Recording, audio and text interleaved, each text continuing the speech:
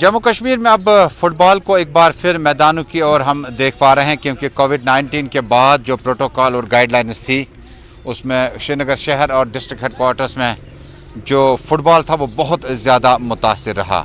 लेकिन फ़ुटबॉल की एक्टिविटीज़ को दोबारा शुरू करने में जम्मू कश्मीर फुटबॉल एसोसिएशन के साथ साथ मुतल्लिका डिपार्टमेंट यूथ एंड स्पोर्ट्स और जो डिपार्टमेंट जिनकी टीमें अपनी हैं यानी गवर्नमेंट डिपार्टमेंट, उन्होंने भी अब टूर्नामेंट्स में हिस्सा लेने का सफ़र बड़ा तेज़ कर दिया। आज हमारे साथ इंतहाई 3 अहम मेहमान मौजूद रहेंगे जिनसे हम फुटबॉल को और जानने की कोशिश करते हैं और बैनुल-अक़वामी सतह से लेकर मुल्क और जम्मू कश्मीर में कोविड-19 के बीचों बीच में किस तरह से मुकाबले जो हैं शुरू किए जा सकते हैं। आपके दाएं तरफ हैं मेरे साथी जनाब महराज वड्डू साहब, बहुत बहुत शुक्रिया महराज साहब हमारे साथ जुड़ने के लिए। अशफाक साहब मेरे साथ हैं और क्वालिफाइड कोच जनाब हिलाल रसूल परे साहब हैं। परे साहब आपसे शुरुआत करते हैं, ये जो कोचिंग अब नए ढंग से शुरू करना पड़ेगा क्या, या पिछले साल के बाद जो हालात बने हैं उसमें थोड़ी सी तब्दीली आई?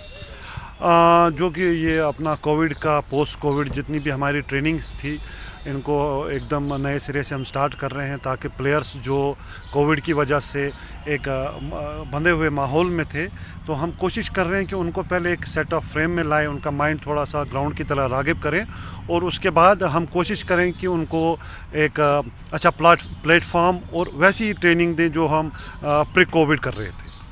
इशफाक साहब, जब आप कोविड की बात करते हैं तो अब जब आप मैदानों का रुख दोबारा करने लगे हैं, कितना अंतर है बीते 2 साल के पहले माहौल में और आज में? काफ़ी ज़्यादा ध्यान रखना पड़ रहा है। मुझे याद है आजकल महराज और मैं बच्चों से पहले ये पूछते हैं कि अपनी मास्क होनी चाहिए, अपनी वाटर बोतल होनी चाहिए। वी ट्राई टू एक्चुअली जो कोविड SOPs है उनको एकोमोडेट अब फुटबॉल में कोशिश कर रहे हैं करने के लिए। एक वो रेगुलरली हम लोग फॉलो कर रहे हैं। एक नया चीज़ है, small kids do forget sometimes, लेकिन अच्छा भी है। मुझे लगता है उससे वो एक हाइजीन बना रहता है। एंड अगर कोविड नहीं भी होता वो चीज़ें वैसे भी ज़रूरी होती है एक अच्छे स्पोर्ट्समैन के लिए। और बाकी जो फुटबॉल है थोड़ा बहुत तो बच्चे पीछे हुए थे क्योंकि प्रैक्टिस नहीं मिली थी उनको। ये जाहिर सी बात है, वो लोग प्रैक्टिस में नहीं थे। जैसे हिलाल साहब ने भी बोला कि बंधे हुए माहौल में थे, मेंटली बहुत काफ़ी स्ट्रेस थे और कश्मीरी बच्चे ऑलरेडी मेंटली स्ट्रेस में रहते हैं और इस वजह से थोड़ा बहुत ज़्यादा रह गए थे। बट अल्हम्दुलिल्लाह काफ़ी ज़्यादा अच्छी एक्टिविटीज़ हो रही थी। मतलब आज जैसे अभी हम लोग बात कर रहे थे कि छोटे छोटे बच्चे कम से कम हमारे पास कोचेस भी है अब 50-60 आते हैं एक ग्रुप में, because we can not accommodate. हम एक कोच को शायद 30 बच्चे ही दे सकते हैं। तो उनको ये एक पर्टिकुलर ग्राउंड में अडॉप्ट करना मतलब एक as a coach, as a former player, मतलब एक तसल्ली मिलती है बच्चों को जब कश्मीरी बच्चों को देखते हैं एंजॉय करते हुए ग्राउंड में आते हैं, पेरेंट्स साथ में। बेहतरीन नज़ारा होता है एक कोच के लिए वो। महराज साहब, अपना शिफ्ट बताएं कि आप जब कश्मीर छोड़ के बाहर आपने वक्त गुजारा, फुटबॉल का ये माहौल थोड़ी था उस वक्त। तो पोलो या SP कॉलेज या आसपास में किसी जगह पे फुटबॉल का गोल पोस्ट दिखता था, लेकिन अब जो ये माहौल देखते हैं कितना आप फ़र्क महसूस करते हैं? क्या आज के बच्चे बड़े खुशकिस्मत हैं कि उन्हें ये माहौल मिल रहा है? और आप जैसे क्वालिफाइड कोच की निगरानी में जब आप थे तो गिने चुने नाम थे जो रिवायती फुटबॉलर हुआ करते थे। बिल्कुल सही कहा आपने। जब हम फुटबॉल खेलते थे यहाँ पे कोई क्वालिफाइड कोच नहीं थे, हालांकि 2-3 थे गिने चुने, लेकिन जहाँ से हमने कोचिंग हासिल की है वो फॉर्मर प्लेयर्स ही थे जो हमको ट्रेन कर रहे थे। और ग्राउंड की कंडीशंस, कुछ ग्राउंड की कंडीशन अच्छी थी और कुछ की अच्छी नहीं थी, लेकिन आज अगर आप देखेंगे फैसिलिटीज़ काफ़ी इम्प्रूव हो गई है इन टर्म्स ऑफ बच्चों को। अगर पर्सनल जो फैसिलिटीज़ है उनको, हमारे टाइम में जब हमको जूता भी ठीक से नहीं होता था, किट अच्छा नहीं होता था, आज आप देखते हैं कि बच्चे नाइकी पहन के आते हैं, एडिडास पहन के आते हैं। फैसिलिटीज़ थी, लेकिन मुझे लगता है कि शौक़ में थोड़ी बहुत कमी आ गई। हमारे पास शौक़ अच्छा था, शौक़ ज़्यादा था, हम ग्राउंड में ज़्यादा टाइम बिताते थे, फुटबॉल खेलते थे एक ग्रुप के साथ, पहले दूसरे, उसके बाद दूसरे ग्रुप से, फिर कॉलेज में खेला, फिर बाद में मोहल्ले में खेला। लेकिन आज मुझे लगता है कि बच्चों में उस चीज़ की कमी है, क्योंकि शायद मुझे लगता है कि सोशल मीडिया ज़्यादा यूज़ करते हैं बच्चे, TV ज़्यादा देखते हैं, लेकिन टाइम उसमें चला जाता है। और आजकल अगर आप देखते हैं कि पेरेंट्स की सबसे ज़्यादा शिकायत यही रहती है कि बच्चे घर से बाहर निकले। और हमारे टाइम में क्या होता था कि हमको बोलते थे घर क्यों नहीं आते हो, और मम्मी पापा जब जाते थे दूसरे के घर में, ये कहाँ छुपे हैं, खेल के मैदान में आते थे। और मैदान का रुख जब करते थे तो आपके पास बाइक, स्कूटी, गाड़ियाँ कम होती थी, आप थोड़ा सा ट्रैवल करके आते थे। मैं ट्रैवल करके कभी किसी को लिफ्ट मांगी या कभी चल के आया करता था मैक्सिमम साइकिल पे। और मेरा एक्चुअली जब मैं रहनेवारी में रहता था, ग्राउंड घर के करीब ही था, वहाँ पे ट्रेनिंग करता था। लेकिन अल्टीमेटली जब मैंने शिफ्ट किया इकबाल स्पोर्ट्स के साथ, मेरी ट्रेनिंग स्टार्ट हो गई और रहनेवारी से एसपी कॉलेज का सफ़र जो है वो काफ़ी लंबा होता था। तो फिर मैं कभी लिफ्ट दे हाथ किसी को, कोई किसी ने लिफ्ट दी, उसमें चला गया। लेकिन फिर मैंने घर वालों को रोना लगाया मुझे स्कूटर लाओ, और फिर डैडी ने जिसकी जितनी भी सेविंग थी उसने वो खर्चा करके मेरे को स्कूटर ले। लेकिन आज मुझे लगता है अल्हम्दुलिल्लाह बच्चों के पास फैसिलिटीज़ है, पेरेंट्स आ जाते हैं ग्राउंड में, बच्चों को गाड़ियों में लेके यहाँ पे छोड़ देते हैं।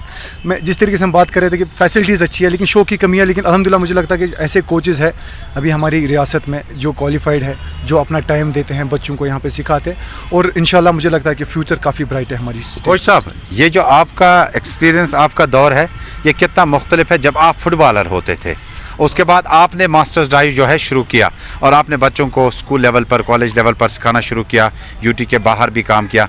आज का माहौल आप कैसे डिफरेंट पाते हैं? ये समझिए वो ब्लैक एंड वाइट दौर था, आजकल चीज़ें रंगीन हैं। रंगीन इस वजह से कि आजकल प्लेयरों को आप इतनी अच्छी ट्रेनिंग्स देते हैं, ना कि सिर्फ आप उनको फ़ुटबॉल के ऊपर ट्रेन करते हैं, आप उनको सिखाते हैं कि ग्राउंड के बाहर आपको कैसे रहना है, ग्राउंड के अंदर आपको कैसे रहना है, आपको सोसाइटी में कैसे रहना है। तो ये चीज़ें आजकल बहुत ज़्यादा हम प्लेयरों में इनकलकेट करते हैं, ताकि हमारा जो फुटबॉलर यहाँ से निकले वो कौम के लिए, अपनी सोसाइटी के लिए फ़ायदेमंद हो। इशफाक साहब, जब आप खेलते थे, मुझे याद है कि जब बख्श स्टेडियम में जब आप बॉल लेके आगे बढ़ रहे थे तो वो मैक्सिकन वेव्स जैसे बनता था, माहौल बनता था। आज हमारे पास क्या स्ट्रक्चर है जब आप फुटबॉल टीम की बात करते हैं? क्या हमारे पास इशफाक, महराज और बड़े बड़े प्लेयर जो हैं वैसे स्टार मौजूद हैं जम्मू कश्मीर में? देखिए, प्लेयर तो अच्छे मौजूद है। आप रिसेंटली आपने नाम सुना होगा, Danish already Bengaluru FC join किए हैं उन्होंने, काफ़ी अच्छे प्लेयर है। बैंक में एसएफए से काफ़ी यंग टैलेंट निकल रहे, 4 प्लेयर अंडर 19 नेशनल टीम में, अंडर 16 एक ट्रायल्स पे जा रहा है। लेकिन जो महराज ने, जो I can not agree more with महराज, जो उन्होंने बोला कि जो लैक ऑफ पैशन चला गया यहाँ पे, क्योंकि एक्टिविटीज़ थोड़ी देर के लिए चल रही है फिर रुक रही है। काफ़ी जो यूटी हमारी है काफ़ी मतलब स्ट्रेस टाइम से निकल के आ रही है, और उसकी वजह से जो हैम्पर हुआ है स्पेशली फुटबॉलर, जो आपने जब स्टार्ट किया आपने बोला कि फ़ुटबॉल काफ़ी ज़्यादा मुतासिर हुआ उससे। और अनफॉर्चुनेटली जो रेगुलरिटी होती थी मैचेस की और जिन फैंस को पता होता था स्पोर्ट्स कैलेंडर, एग्जैक्टली वो अब स्टार्ट इंशाल्लाह होने वाला है। स्पोर्ट्स काउंसिल लॉन्च भी कर रहा है, सब डिपार्टमेंट से, सब इनफैक्ट जितनी भी एसोसिएशन से उनसे मांगा है उन्होंने। और जितना वो एक मतलब यूनिफॉर्म टाइप पे आएगा, फैंस को पता चलेगा कि मैचेस हो रहे हैं, अच्छे मैचेस हो रहे हैं। अभी प्रोफेशनल लीग स्टार्ट हो रहा है, तो हम उम्मीद करते हैं कि वही थोड़ा बहुत पैशन दिखेगा, क्योंकि ये जो 5-6 टीमें हैं जिसमें स्टेट फुटबॉल एकेडमी, जे&के बैंक भी है, काफ़ी बेहतरीन मैचेस मिलेंगे जो हमारे फैंस हैं उनको देखने के लिए। और जितने भी स्टेट के हमारे बाद मतलब जो टॉप नेक्स्ट जनरेशन है, बहुत अच्छे प्लेयर्स, जितने भी अच्छे प्लेयर्स हैं, सब उस यहाँ पे लोग उनको देख सकते हैं। महराज, जब आज हम स्पोर्ट्स की बात करते हैं तो बेशतर पेरेंट्स को हमने पाया या कोच को या सेक्रेटरीज को बयान देते कि अब हम इनको बुरी चीज़ों से रोकना है, बड़ी बुरी चीज़ों से रोकना है तो आपको मैदान की तरफ आना है। मुझे बताएं, जो शख्स बुरा है वो मैदान में आके अच्छा कैसे होगा? ये अच्छे आदमी के लिए है, और बुरा आदमी मतलब जिसने खुदा न खास्ता कोई गलतियाँ उसने की हुई हों, आज हम नशीले अद्वियात की बात करें, बाकी चीज़ें, क्या स्पोर्ट्स उस चीज़ को अट्रैक्ट कर पाएगा उन लोगों को जो खुदा न खास्ता ये मैदान छोड़कर किसी गलत तरीके की तरफ चले गए हैं? बिल्कुल सही बात है तजम्मुल भाई, क्योंकि स्पोर्ट्स एक ऐसी चीज़ है, ये इंसान की जो है लाइफ बदल सकता है। अगर आप ऐसी एक्टिविटीज़ में, ये नहीं बोलता हूँ कि फ़ुटबॉल के साथ ही जुड़े रहेंगे, कोई भी स्पोर्ट हो, अगर बच्चा उनके साथ जुड़ा रहता है तो ऑब्वियसली उनकी जो बाकी जो एक्टिविटीज़ है वो कम हो जाती है।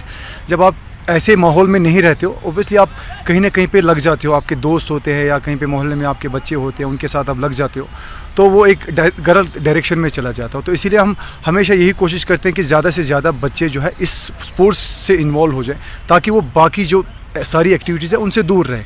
और ऑब्वियसली स्पोर्ट्स जब आप खेलते हो, कोई भी स्पोर्ट खेलोगे, फुटबॉल खेलोगे, हम पर्टिकुलरली फुटबॉल की बात करेंगे, आपकी सेहत अच्छी रहेगी। ये नहीं कि हर कोई बच्चा प्रोफेशनल बनेगा, इशफाक, महराज या हिलाल जैसा बनेगा। ऑब्वियसली जब ग्राउंड में आएगा उसकी जो सेहत अच्छी रहेगी, मेंटली फिट रहेगा। मैंने परसों मैं बैठा था यहाँ पे, एक पेरेंट आया हमारे ऑफिस में और उसने रिक्वेस्ट की प्लीज़ मेरे बच्चे को घर से बाहर निकालो। तो ऐसी हालत है अभी हमारी वादी में, ऐसी हालत है कि मतलब बच्चे घर में मतलब बैठ गए हैं, वो घर से बाहर निकलना उनको अच्छा नहीं लगता है। तो पेरेंट्स के लिए मुझे लगता है कि सबसे बड़ी प्रॉब्लम यही है कि बच्चों के साथ डील करना है। तो अगर आज हमारे पास बच्चे आ जाते हैं यहाँ पे, अगर आप देखा होगा आपने, आज यहाँ पे 150 बच्चे थे सुबह, वो बच्चे यहाँ पे एंजॉय कर रहे हैं। और इसमें मुझे नहीं लगा अगर 150 बच्चे, 1 या 2 बच्चे हैं जो प्रोफेशनल अपना जो आगे बढ़ेंगे, लेकिन बाकी जो बच्चे हैं वो फुटबॉल यकीनन आगे नहीं खेलेंगे, लेकिन ओबियसली वो जो मेंटल स्ट्रेस है और बाकी सब चीज़ें उनसे ज़रूर दूर रहेंगे। उनकी जो मेंटली वो अच्छे रहेंगे, उनकी सेहत अच्छी रहेंगी, उनमें स्टडीज़ में उनको फ़र्क मिलेगी। और मोर और उनकी जो पेरेंट्स है वो बहुत खुश रहेंगे। पेरेंट्स की हमेशा कंप्लेन यही रहती है कि बच्चे बच्चे बच्चे आजकल क्या कर रहे हैं, या जूम क्लासेस से आज जो हम क्लासेस में होते हैं, काफ़ी बच्चे जो है बहुत मैं भी एक पेरेंट हूँ और मेरा बच्चा जब जूम क्लासेस देता तो कभी कभी मेरे को भी इरिटेशन होती है कि कितनी बार इनको कंप्यूटर के सामने बैठना पड़ता है और आंखों में असर पड़ता है। मैं आई हॉस्पिटल गया था अपनी वालिदा को लेके, वहाँ पे देखा मैंने कि छोटे छोटे बच्चे उनकी आंखों पे असर पड़ गया ड्यू टू क्योंकि मॉनिटर के सामने बैठते हैं। तो ये सब चीज़ें जो है ये हमारी जो सोसाइटी में आ गई है। लेकिन स्पोर्ट्स मुझे लगता है कि एक ऐसी चीज़ है जहाँ पे आप अपने आप को खुश रख सकते हो और अपने आप को हेल्दी रख सकते हो। महराज और अशफाक, आपका शेड्यूल बड़ा बिजी है, आप खिलाड़ियों के साथ दोबारा जुड़ रहे हैं। आपसे दोबारा आगे मुख्तसर पूछना चाहूँगा कि इस साल का स्पोर्ट्स कैलेंडर जो है उसमें आपकी खिदमत तो हैं ही हैं, और हमने देखा कि जो प्रोफेशनल लीग से हमने पंजाब और बाकी जगहों से भी टीमों को पाया। क्या इस तरह की टीमों और कॉम्बिनेशन से खिलाड़ियों का एक्सपोजर और बेहतर होगा? डेफिनेटली होगा। जितने अच्छे मतलब टूर्नामेंट्स होंगे, बाहर से प्लेयर्स आएंगे, बाहर से टीम्स आएंगे, एक माहौल मिलता है एक दूसरे को, मतलब वो लोग देखते हैं क्योंकि बाहर जो है प्रोफेशनलिज्म इन स्पोर्ट्स थोड़ा ज़्यादा है, और हमारे जो बच्चे हैं उनको देख के सीख सकते हैं उनमें क्या कमी है। ऐसा नहीं होना चाहिए कि हम वो अपने कुएं की मेंढक बन के रह जाए। जब बाहर की टीमें आएंगी तो उनको पता चलेगा कौन कितने पानी में, and we coaches also gauge करते हैं कि अभी कितना इम्प्रूव करना है। जब तक बाहर की टीमें नहीं आएंगी, बाहर के प्लेयर्स नहीं आएंगे, या हमारी टीमें बाहर नहीं जाएंगी, जैसे आई लीग खेलने हमारी SFA की टीमें जाती है, अंडर 16 और अंडर 15 या 13 की टीमें जाती है, जब तक वो बाहर नहीं जाएंगे खेलने के लिए वी वोंट इम्प्रूव। क्योंकि घर में हम लोग वही एक लेवल पे पहुंचेंगे, हम लोग अच्छे हैं, उसके आगे हम लोग जा नहीं सकते। इंशाल्लाह जैसे हो रहा है, मैं पूरी उम्मीद रखता हूं कि और ज़्यादा हम लोग ऑलरेडी इंडिया के जो फुटबॉल मैप है ऑलरेडी उसमें आ चुके हैं। टीम्स आते हैं यहाँ पे स्काउटिंग के लिए। अब इंशाल्लाह आगे जाके जो पहले फुटबॉल का मुकाम था यहाँ पे उससे ज़्यादा आ जाएगा। बहुत बहुत शुक्रिया आप दोनों का, हमारे सुपरस्टार जम्मू कश्मीर के मुल्क के। आपने जिस तरह से नुमाइंदगी की और वापसी की, तो आपने फिर घर की जब राह पकड़ी तो आपने कहा जो हमसे नहीं हो पाया वो नए सितारों से कराएंगे, और जितना प्रोफेशनल ट्रेनिंग आपसे मिलेगा मुझे लगता है उससे ज़्यादा होनहार कोच हमें हो सकते हैं। आई लीग में आपके साथ लगातार हम बातचीत करेंगे। फिलहाल आपका बहुत बहुत शुक्रिया हमारे साथ जुड़ने के लिए। लेकिन कोच साहब के पास जाएंगे। कोच साहब, मुझे बताएं कि जम्मू कश्मीर में हमने सिर्फ स्टार देखे हैं, मजीद साहब से लेकर हिलाल परे तक, और कोई गेम ऐसा नहीं है जिसको हमने ब्रांड एम्बेसडर और कैप्टन पाया। लेकिन रिजल्ट कहाँ है? हमारे खिलाड़ी ठीक है, आपस में इंटरेक्शन होता है, टीमों में हिस्सा लेते हैं। जम्मू कश्मीर बैंक की टीम बड़े टूर्नामेंट जीतती आई, पुलिस की टीम जीतती आई, डिपार्टमेंट के रिवाइवल टीमों को, और जो जम्मू कश्मीर बैंक का एक असासा हुआ करता था, एकेडमी हुआ करती थी, वो कहाँ चली गई? नहीं, हमारे चेयरमैन मिस्टर जबर साहब ने हमको एश्योरेंस दी है कि जितना हो सके हम इस फुटबॉल को रिवाइव करने के लिए जितनी भी उनके पावर्स है वो यूज़ करेंगे। हमारी इंशाअल्लाह रहमान जो हमारी ये फुटबॉल एकेडमी है, इसको हम जल्दी रिवाइव करवाने वाले हैं। और हम चाहते हैं कि वो सितारे जैसे दानिश फारूक हमारे JK बैंक से पहला प्लेयर जो कश्मीर से डायरेक्ट कश्मीर से ISL गया है। इससे पहले महराज और अशफाक, लेकिन वो बाहर की क्लब्स में खेल के वहाँ गए, लेकिन दानिश फारूक पहला ऐसा प्लेयर है कि कश्मीर से जाके बैंक एकेडमी जहाँ से वो ट्रेन किया हुआ है, और बैंक ने उनको स्पॉट किया, उसके बाद उसको मुलाजिमत दी और ग्रूम किया पिछले 6-7 साल 8 साल। और अब आप देखिए दानिश फारूक मुल्क के एक बेहतरीन क्लब में नुमाइंदगी कर रहा है। समझो वो जम्मू कश्मीर बैंक की नुमाइंदगी कर रहा है, जम्मू कश्मीर UT की नुमाइंदगी। लेकिन बहुत सारा असासा था हमारे पास, बैंक की एकेडमी का जो प्रोग्राम था उसको हमने अमली तौर पर नहीं पाया। कुछ खिलाड़ी हैं और 5 साल 4 साल के बाद 2-3 खिलाड़ी चेंज हो जाते हैं। नहीं, देखिए जम्मू कश्मीर बैंक एकेडमी अगर आप अभी देखेंगे करंट सिनेरियो, कम से कम हमारे 18 प्लेयर 18 प्लेयर जेके बैंक टीम के बगैर loan star, real Kashmir, SFA, Haidariya sports में खेल रहे हैं। जो कि कोविड आ गया, हम नई रिक्रूटमेंट नहीं कर पाए क्योंकि कोविड के प्रोटोकॉल है पिछले 2 साल से, आप देख रहे हैं। वही वजह है कि हम इसको अभी तक रिवाइव नहीं कर। एक बार कोविड का पूरा असर ख़त्म हो जाए, क्योंकि जब भी बैंक को हम एक प्लेयर को न सिर्फ खिलाते हैं, उसका इंश्योरेंस भी होता है, उसको थोड़ा पॉकेट मनी भी मिलता है और एक प्लान बनाते हैं उसके लिए कि उसको आगे जाके न कि फुटबॉल, पढ़ाई पे भी उसका हम फीस देते हैं और उसके बाद अंदाज भी ना हो उसकी पढ़ाई, और कोशिश कर रहे हैं कि अगर वो फुटबॉल फील्ड में अच्छा ना हो, वो रेफरी बने। अगर रेफरी में कम से कम वो अपनी ज़िंदगी अच्छी तरीके से गुजार सके। ठीक है हिलाल साहब, मुझे बताएं कि इस साल का कैलेंडर क्या है जम्मू कश्मीर बैंक का, तो आप बता ही रहे हैं, साथ ही साथ जो अब प्रोफेशनल लीग्स की जब हम बात करते हैं, किस तरह के टूर्नामेंट होंगे और इससे जो खिलाड़ी हमारे हैं उससे कितनी मदद मिलेगी जो दीगर खिलाड़ी हैं? देखिए, हमको जो यहाँ रियासत का जो फुटबॉल है, यूनियन टेरिटरी का फुटबॉल है, 2 या 4 क्लबों से नहीं चलेगा। हमको प्लान पूरे एक खित्ते का बनाना है, जिसमें कि आपको छोटी टीमों से, C division team, B division team, A division, super division और प्रोफेशनल लेवल पे सब टीमों को इन्वॉल्व करना है। ये आपका प्रोफेशनल लीग हो रहा है, जी जी, ओके, इट्स गुड, इसमें कोई लेकिन हमको ग्रास रूट पे जो B डिवीज़न टीमें हैं, A डिवीज़न टीमें हैं, उनके लिए टूर्नामेंट लगाने हैं।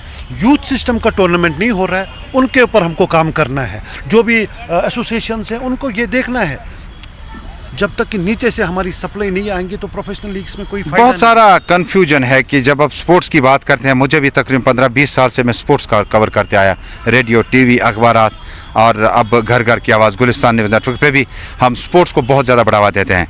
लेकिन जब स्पोर्ट्स में सियासत दाखिल होती है तो कहते हैं एक तो सद्भावना का नाम दिया जाता है, दूसरा ये कहते हैं इससे जो ड्रग एडिक्शन में खुदा न खास्ता कुछ बच्चे हैं, अमूमन डायलॉग जो इस वक्त सोशल मीडिया का है, सारा कश्मीर है, सारा जो, ऐसा भी नहीं है, कुछ 1-8% होगा लोग जो रिकवर हो रहे हैं, उनकी तरफ इलाज चल रहा है।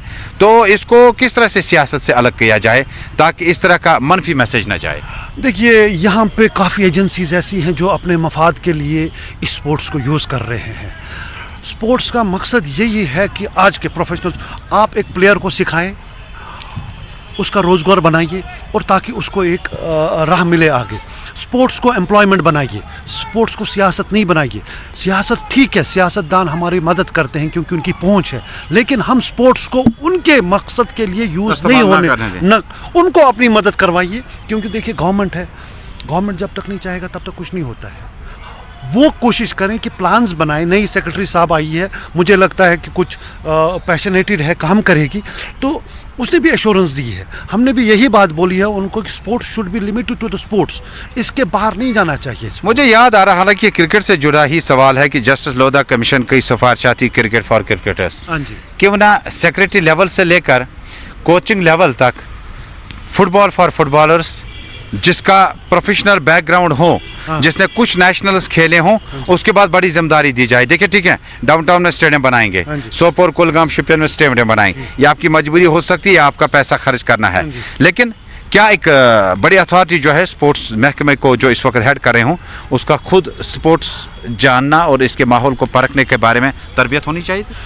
जनाब वाला, मैं आपसे ये बात बोलता हूँ कि देखिए, यहाँ पे हमारी रियासत की एक सबसे बदनसीबी ये है, पावर डायरेक्टर जो होता है उसको स्पोर्ट्स में लाता है, वो स्पोर्ट्स का भी उसको पता लगता है, स्पोर्ट्स के बाद उसको फिशरी में लाता है। अभी तो डॉक्टर है हमारे डायरेक्टर जनरल, अच्छा, हेल्थ सर्विस हुआ करते थे, अच्छा, उसके बाद में आपके फूड वाले को आप फ्लोरिकल्चर लेते हैं, वो क्या कर सकते? सही, जब तक कि आप स्पेशल आदमी स्पेशल जगह पे नहीं बिठाए, शुड बी स्पोर्ट्स, ओके, उनको पता होना चाहिए। और फुटबॉल एसोसिएशन में स्पेशली कि उतने, देखिए, महराज साहब he is not in the football association, Sajid, Arun Malhotra, वो भी नहीं है, कोई भी नहीं है। तो गवर्नमेंट को इन चीज़ों पे बहुत ही संजीदगी से सोचना पड़ेगा। जितने भी लोगों ने ऑक्यूपाई चेयर्स की हैं पिछले 18 साल, और रिटायरमेंट का भी ख्याल रखें, फुटबॉल एसोसिएशन में हो, हॉकी एसोसिएशन में हो, किसी भी एसोसिएशन में हो, एक वक्त आता है जब आपको आराम करने का मौका दिया जाता है। देखिए, पूरी कोई भी एसोसिएशन लीजिए, यहाँ पे कॉन्स्टिट्यूशन की धज्जियाँ उड़ाई है उन्होंने। आप फॉर एग्जांपल, लोधा कमीशन बोलता है कि आप 3 टर्म्स पे प्रेसिडेंट रह सकते हैं, हाँ, यहाँ 18 साल प्रेसिडेंटों को हो गए हैं, कोई पूछने वाला नहीं है। तो जब एक मोनोपोली होती है और डेवलपमेंट की कमी है, देखिए आप प्रीमियर लीग देखते हैं कि इसके पीछे देखिए टीमें कहाँ पहुँची, आपकी टीमें कितनी वैनिश हो गई है, दिखता ही नहीं था कौन बोलता। और हिलाल साहब, चूंकि आप कंप्लीट फुटबॉलर होने के साथ साथ क्वालिफाइड कोच हैं, मुझे बताएं कि काफ़ी महकमे हैं जहां पर आपके कोचेस तो हैं लेकिन वो एलिजिबिलिटी क्राइटेरिया में नहीं आते हैं, वो सरकारी नौकरियां कर रहे हैं, एलिजिबिलिटी क्राइटेरिया में बहुत, हालांकि उनका कंट्रीब्यूशन बहुत अच्छा हो सकता है, हम उसको भूल नहीं सकते, उनका कंट्रीब्यूशन अच्छा हो सकता है, लेकिन ये जातियां तो सरकारी सतह पे भी चल रही हैं। देखिए इसमें मुझे उतना पता नहीं है, मगर ये मैं कहना चाहता हूँ कि बहुत ज़्यादा डिपार्टमेंटल टीम्स हुआ करती थी यहाँ पे, लेकिन बदकिस्मत की वजह से मैंने आपको बोला कि सेरीकल्चर की टीम हुआ करती थी, आजकल आपको भी मालूम नहीं होगा, फूड एंड सप्लाईज की टीम, वो भी करीबन SRTC तो उसका तो बेड़ा गर्क खत्म कर दिया। फायर सर्विसेज टीम हुआ करती थी, आपकी फॉरेस्ट की टीम बड़ी ज़बरदस्त होती थी, वो भी ख़त्म हो गई। इसी तरह कोशिश कीजिए कि जितने भी सेंटर यहाँ पे फॉर एग्जाम्पल PNT की भी टीम होती थी, सही, हमारा काम होना चाहिए कि हमारी एसोसिएशंस का काम यही होना चाहिए कि रिवाइवल करे उन चीज़ों का। ये सिर्फ मैं फुटबॉल की बात नहीं कह रहा हूँ, क्रिकेट टीम भी होनी चाहिए, उनकी बास्केटबॉल टीम भी होनी चाहिए। सबसे इम्पोर्टेंट है कि कब तक प्लेयर खेलेगा, जब तक कि उसके रोज़गार का कोई सवाल नहीं होगा तो कब तक खेलेगा वो। तो हिलाल साहब, इसी बीच में मुझे याद आ रहा है, इंडोर्स में आपका जिम्नास्टिक, खैर वो तो अभी कम ही चल रहा है, ताइक्वांडो, इतनी टीमें, इतने कोच, इतने खिलाड़ी, और ऐसे लग रहा है कि स्पोर्ट्स कॉन्क्लेव हो रहा हो, और पूरी मिनिस्ट्री, पूरी सेक्रेटरी, पूरा डिपार्टमेंट उसमें लगा हुआ है। रिजल्ट क्या है हमारे पास? और ये जो रिकॉग्नाइज स्पोर्ट्स भी नहीं है, और उसके बावजूद इसकी तरफ ज़्यादा ध्यान देना, और इतने सारे जो सेल्फ स्टाइल्ड कोच है जिन्होंने अभी NIS भी नहीं किया। नहीं, इसमें sports council secretary mister Nuzrat ma'am ने बहुत ज़बरदस्त इनिशिएटिव ले लिया है कि जो भी क्वालिफाइड कोच होगा वही एलिजिबल वाले बच्चे किया जा सकते हैं। यस, और पेरेंट्स को भी चाहिए कि वो देखे गेम रिकॉग्नाइज कौन है और कौन रिकॉग्नाइज नहीं है, ठीक है, उसमें से अपने बच्चों को दाखिल करवाए। दूसरी बात रही, जितने भी गेम्स हैं कोशिश करें कि इनकी एक लिस्ट निकालें और स्पोर्ट्स काउंसिल पूरा पेपर में दे कि दीज आर रिकॉग्नाइज्ड गेम्स और these are the recognised coaches, association उसको जनाब, ये चीज़ें हैं जो जनाब अथॉरिटीज़ को देखनी है। या आप इसलिए आपसे पूछ रहे थे क्योंकि आपने फुटबॉल को, स्पोर्ट्स को करीब से देखा, अपना करियर भी देखा, और उसके बाद जब आप देखते हैं कि मेरे साये में कुछ गलत हो रहा है तो आपकी ज़ुबान को है खुलना चाहिए, बांध नहीं रखा जाना, नहीं तो आपका डोमेन कुछ और है। हम वापस आते हैं, इस साल का बताइएगा कि हमें जम्मू कश्मीर बैंक कितने और रिक्रूटमेंट्स दे सकते हैं जब खिलाड़ियों की बात करें, क्योंकि ये सोर्स ऑफ इंस्पिरेशन, इकोनॉमी और बाद में खिलाड़ियों के लिए भी अच्छी हो सकती है। क्या इस तरह की कोई स्पोर्ट्स बोर्ड में अभी तजवीज़ है? जनाब, हमारी स्पोर्ट्स पॉलिसी बहुत स्ट्रांग होने वाली है। मैंने जो आपको बोला कि हमारे चेयरमैन साहब मिस्टर चिबर साहब खुद एक स्पोर्ट्समैन रह चुके हैं और माउंटेनर रह चुके हैं, और स्पोर्ट्स के लिए उनके लिए इतना प्यार है कि उन्होंने एक सॉलिड सिस्टम बना के बोर्ड में रखा हुआ है। होपफुली वो पास होके आप देखिएगा आइंदा वक्त में जम्मू कश्मीर बैंक जैसे पिछले 20 साल में एम्प्लॉयमेंट का एक स्तून हुआ करता था, वैसे तो क्या बाकी डिपार्टमेंट पे भी आपकी माली नजर रहेगी? ऐसी भी तजवीज़ है स्पोर्ट्स बोर्ड में, न सिर्फ जम्मू कश्मीर बैंक बल्कि बाकी डिपार्टमेंट? देखिए, मैं जैसे आपने अभी कहा कि फॉरेस्ट एंड इमरजेंसी, खैर उनके पास होम के पास पैसा है, food and civil supply, sericulture तो बिल्कुल बैठा है, फ्लोरिकल्चर तो बिल्कुल बैठा है। नहीं, अब क्या करना है, देखिए एक प्लेयर को आप 10-12 हज़ार रुपये दे के आप उसको कॉन्ट्रैक्ट पे लीजिए, 10-12 हज़ार। अच्छा, आपका पावर डेवलपमेंट कॉर्पोरेशन, उसकी टीम देखिए कहाँ है, 4 बार वो टीम बनी, 4 बार वो बिगड़ी। मैं स्ट्रांगली जो भी Jammu Kashmir power development corporation के इंचार्ज है उससे मैं रिक्वेस्ट करता हूं कि इस स्पोर्ट्स को, जो फुटबॉल टीम है आपकी बड़ी ज़बरदस्त टीम थी, उसको रिवाइव कीजिए, ताकि और जितने भी प्लेयर आज तक आपने रिक्रूट किए, देखिए कोई कमी नहीं है पैसों की। स्पोर्ट्स आपके CRS का एक छोटा सा हिस्सा है। इट इज़ माई रिक्वेस्ट कि बहुत ज़्यादा लड़के, 20-25 लड़के जो आपकी टीम में, जिन्होंने आपके डिपार्टमेंट को एक लाइमलाइट में लाया, उनके लिए आप कुछ एक एम्प्लॉयमेंट का ज़रिया सोचें। और मैं जनाब गवर्नर साहब से भी ये दरख्वास्त करता हूँ कि देखिए स्पोर्ट्समैन को जब तक कि आप एक लाइवलीहुड नहीं देंगे, तब तक आपकी सोसाइटी स्ट्रॉन्ग नहीं होगी। मामूली बाहर के स्टेट्स में देखिए, अगर कोई प्लेयर नेशनल मेडल लाता है या कुछ लाता है, उसको जॉब अपॉर्चुनिटी ज़बरदस्त है। यहाँ भी हमारे बहुत से डिपार्टमेंट्स है, हमारे सेंट्रल गवर्नमेंट के डिपार्टमेंट्स है, रेलवेज़ है, आर्म्ड फोर्सेस है, बाकी चीज़ें, बाकी डिपार्टमेंट्स है। मैं गवर्नर साहब से यही इल्तिजा कर रहा हूँ कि उन डिपार्टमेंट्स को कहिए कि यहाँ अपनी ट्रायल्स कीजिए, ताकि हमारे जम्मू कश्मीर के जितने भी स्पोर्ट्समैन हैं, न कि फ़ुटबॉल के, हर किसी स्पोर्ट्स में उनको रिक्रूटमेंट दे। जब आपके पास पैसा है, जब आप खुश हैं, तब आप कुछ भी कर सकते हैं। बहुत बहुत शुक्रिया हिलाल अहमद परेज साहब, मारूफ कोच। और हमने कई मुद्दों पर बातचीत की। जम्मू कश्मीर में जब हमने सद्भावना की बात की कि स्पोर्ट्स को बिल्कुल सद्भावना से और उस नज़र से नहीं देखना होगा। जब आप मैदान का रुख करते हैं तो बहुत सारे लोग लिखते हैं सोशल मीडिया पर, टेलीविज़न पे देखने के बाद, सोशल मीडिया पे देखने के बाद, कि ये जो खेल कूद है ये ज़रिया है। दरअसल आपके इशारे जो हैं वो कुछ और हैं, आपके इरादे कुछ और हैं। देखिए, जम्मू कश्मीर क्या दुनिया भर में इस वक्त पाकिस्तान, हिंदुस्तान, श्रीलंका जैसा छोटा मुल्क जो है वो स्पोर्ट्स की आइडेंटिटी से आगे बढ़ रहा है। बांग्लादेश की क्रिकेट टीम ने अच्छा क्रिकेट में खेला और अपनी स्पोर्ट्स आइडेंटिटी को लेकर इस वक्त जब एशिया की हम बात करते हैं तो टॉप 3-4 टीमों में आती हैं। और जब आलमी कप की बात करते हैं तो उस वक्त बांग्लादेश की टीम, श्रीलंका की, वेस्ट इंडीज़, एक छोटी सी कंट्री, और इस कंट्री में जब आप क्रिकेट के हवाले से देखते हैं तो इसको क्रिकेट से पहचान मिली है।